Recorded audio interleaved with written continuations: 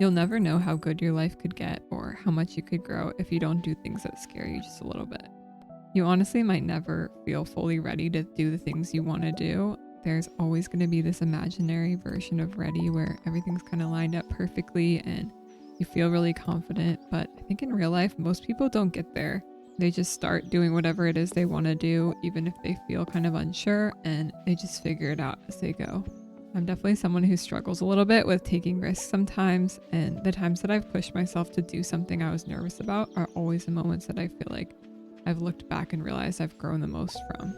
I still remember times where I almost talked myself out of doing something because it felt really uncomfortable or uncertain. And every single time I actually did it anyway, I walked away realizing I was more capable than I thought I was. I think the fear before doing something is always way worse than doing the thing itself.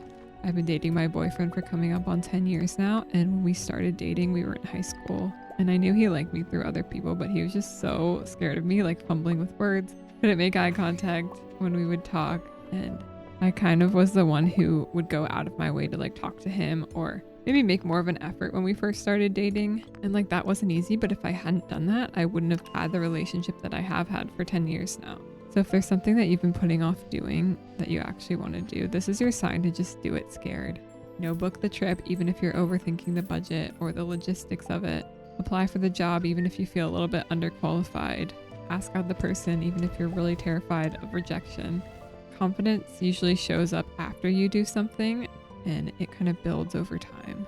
It comes from proving to yourself that you can survive the discomfort of being new, and you can kind of figure things out as you go. And I think the more you practice doing things while you're still a little bit scared or unsure, the less power that uncertainty has over you. Also, try catching yourself when you start making excuses to push something off, like, thinking to yourself, I'll just do this when I have more time, or I need to wait to feel more ready. Sometimes those excuses are real, but a lot of times they're just fear and just kind of a cop out. And you can usually tell by asking yourself, like, if nothing changed in 6 months, would I still regret not doing this?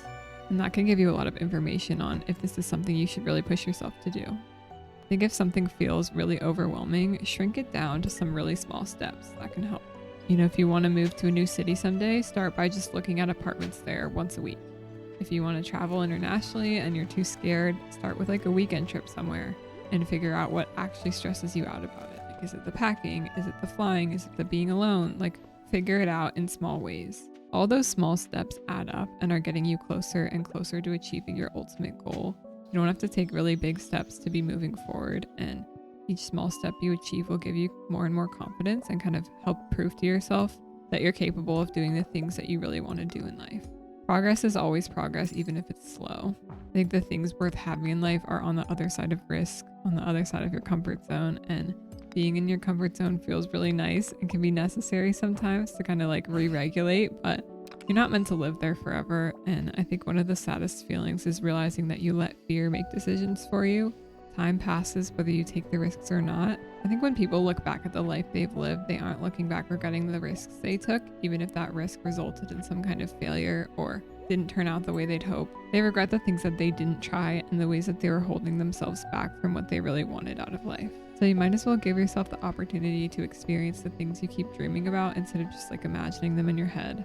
And personally, I think it's so much cooler and so much more admirable to have tried and failed at something than to just have not done it at all.